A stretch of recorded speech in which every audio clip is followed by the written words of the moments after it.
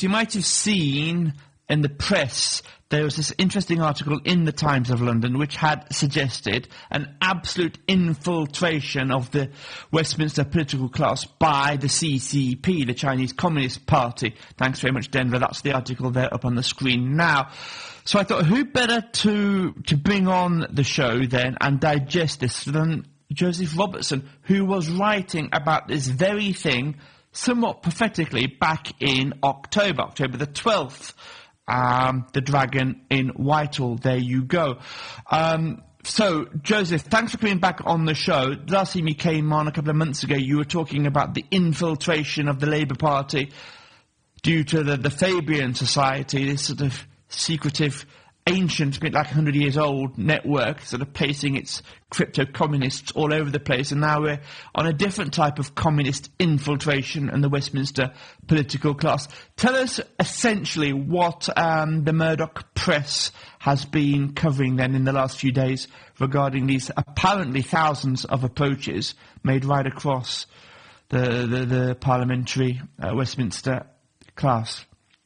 Well, thanks for having me, Ben. Yeah, I think the first thing to say is that this isn't new news to anyone who's followed British politics for the last 20 years or so. You'll know that there's a rapid turn towards not just pandering towards China, but also actively pursuing policy that enables China to keep pushing its tentacles further and further into the British establishment.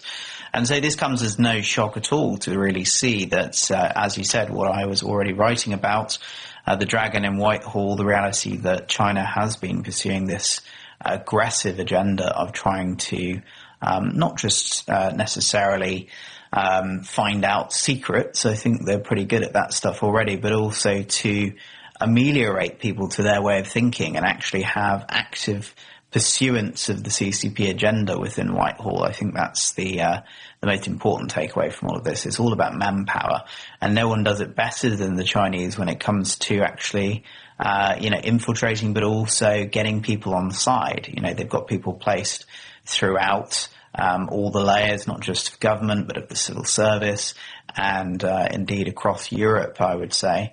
And so what we've got to try and think about is, how bad is it really? Is it actually too far gone? Well, look, let's break this down then, because what the Times of London is talking about is thousands of approaches, and that's obviously not a part-time occupation for a diplomatic mission, right? This is obviously something that they're taking very seriously, and I cannot help but flag up the fact that the Chinese still want to go ahead and build this super mission, one of their largest embassies anywhere in the world, right in London, and the fear is, of course, that is going to be a launch pad for precisely this type of operation. Tell me then a bit about what they've been doing with these, and I quote, thousands of approaches right across the UK political class. Well, to get to the heart of the matter, they've essentially been trying to get people to soften to the way they do business, which basically means that they will try and get some low-level information from people at a pretty high cost, normally to themselves. They'll offer decent remuneration.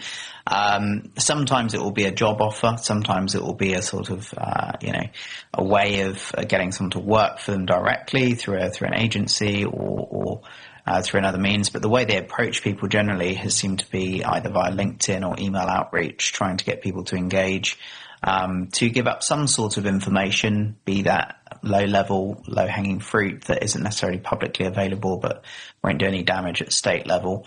And then they'll offer a shed load of money to these people and slowly bring them further and further up the chain, which is, how these things work. It's always money that's the incentive.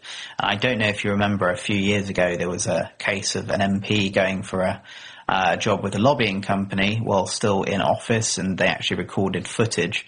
I can't remember who took the footage now. It was one of these sort of investigative journalist stings, basically, to show how easy it was to get someone who was at quite a senior position in government to lobby for you. And if you then apply that by a multiplier of thousands with the Chinese state behind it, you know just how bad it is.